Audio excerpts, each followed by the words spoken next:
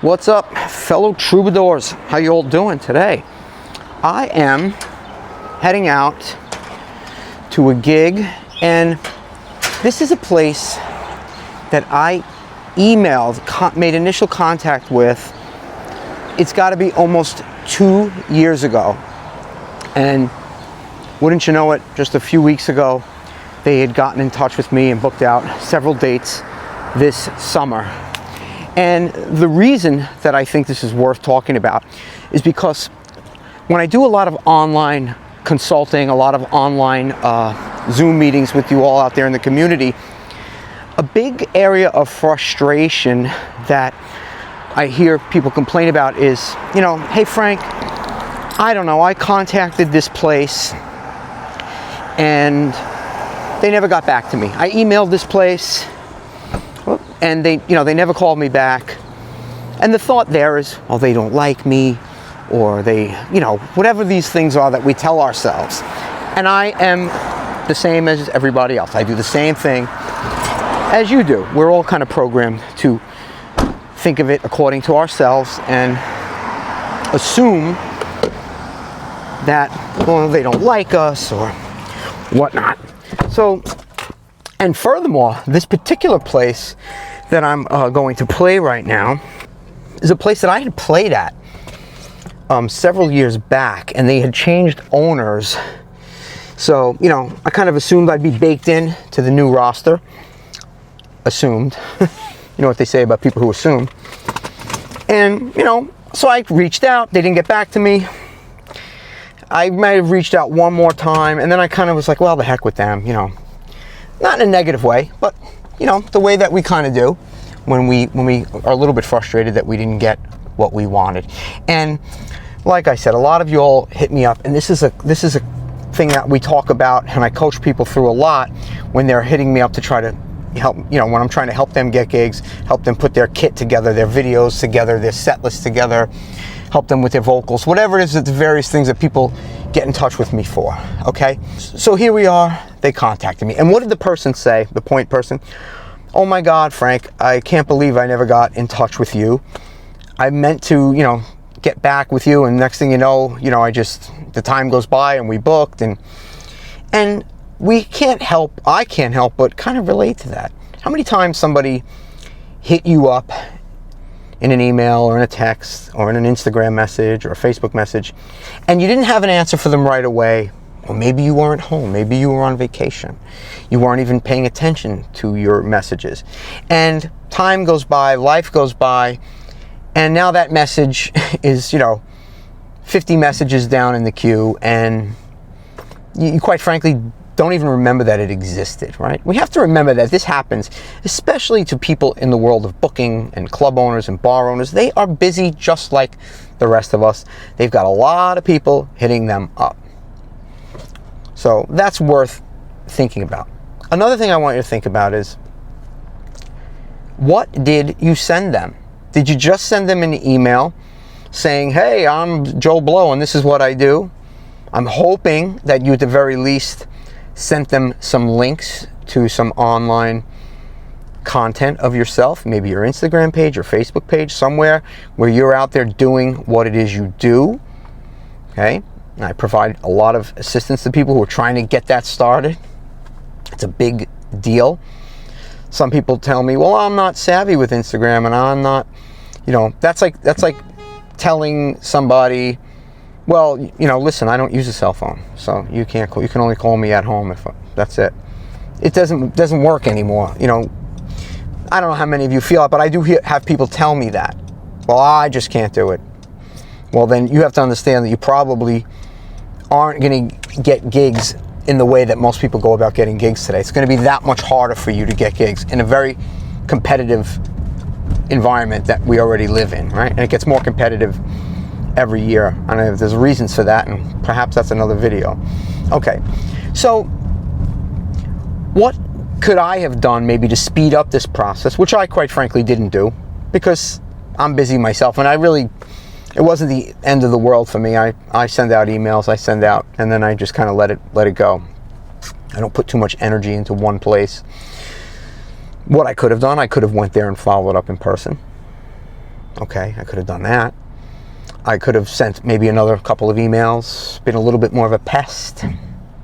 Probably would have worked because I'm in the network here. They kind of would have known who I was and whatever, and they probably would have booked me if I'd pushed. But I didn't, which was fine. But what I advise people to do is you could push a venue or remind a venue of your existence without contacting them directly. In other words, I still would be on their Instagram page, liking all of their Instagram posts, commenting on all of their Instagram posts, commenting on maybe some of their other musical acts. They see that. Now, also, I'm out there on Instagram, out there on the internet, putting out quality content. I'm watching this guy in front of me just do whatever they want. Good driver. Good job.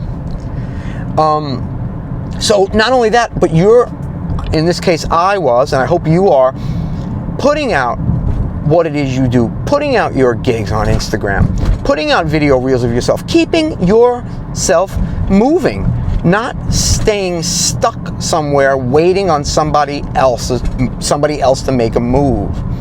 And that's a mindset. We all get stuck in that. Like, and what it causes people to do, I think, a lot is just kind of give up. Oh, I sent out 20 emails last Monday and nobody got back in touch with me. I'm not sending any more out. No, keep sending them out. Go out, send them out to new venues. Keep putting out your project as if you're already doing it. And if you are already doing it, put out what you're already doing. And continue forward. And over time, these venues see that you're out there doing it. Even if they don't know they're seeing it, it's out there and it's on their feed as well, right? Combine that with a visit or two to the venue.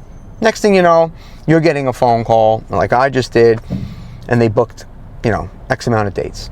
And in my feeds, I made a banner for this particular gig, and I said, hey, it's been a long time, but I'm glad to finally be back at, in this case, the place is called The Wharf.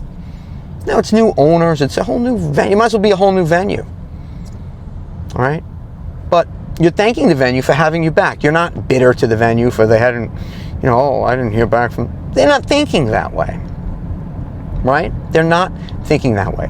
So this is what I want you all to think about.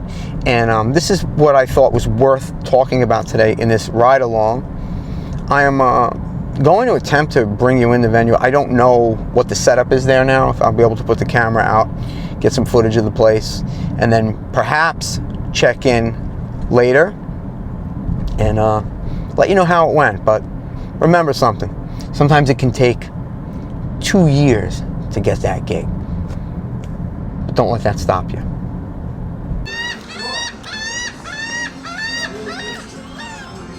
It's kind of a overcast day here in May. Well, this is a nice setup. I haven't been here in a long time, and the YouTube algorithm probably won't let me play this with this background music, but if it doesn't allow me, then we'll cut it. Oh, look at that. Secret box. Look at that. Okay. You never know what you're going to get when you show up at a gig. We've got a secret magic box. So you know how to work that better than I do, dude? I do? No, I'm only kidding. I hope so. The bartender's under the illusion that I know how to use a mixing board. Now you can't leave though.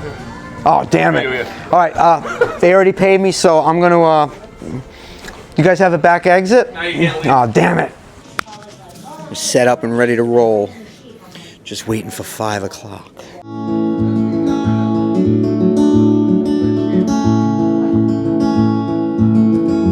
If you're traveling in the North Country Fair,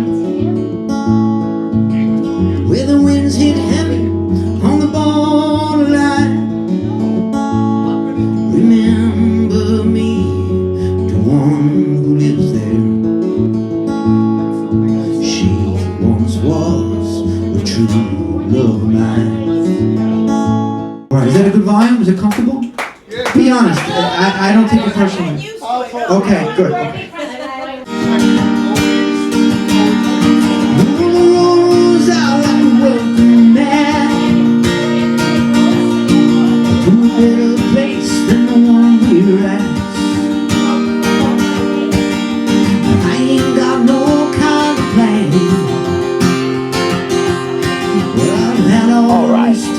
first set is in the books, and seems to be going well. Hi, hello again. I talk to people as I walk by, and so figured I'll just take a little walk here and loosen up. I haven't played here in a while. The place looks good. They made some nice changes to the place. It's very quiet today. I mean, because it's, you know, this is that time of year in New York where it's, you know, it's May. It can go either way. And today the weather is, well, it has been not that great. We're just looking out here at the Great Jamaica Bay. To the backdrop of sirens.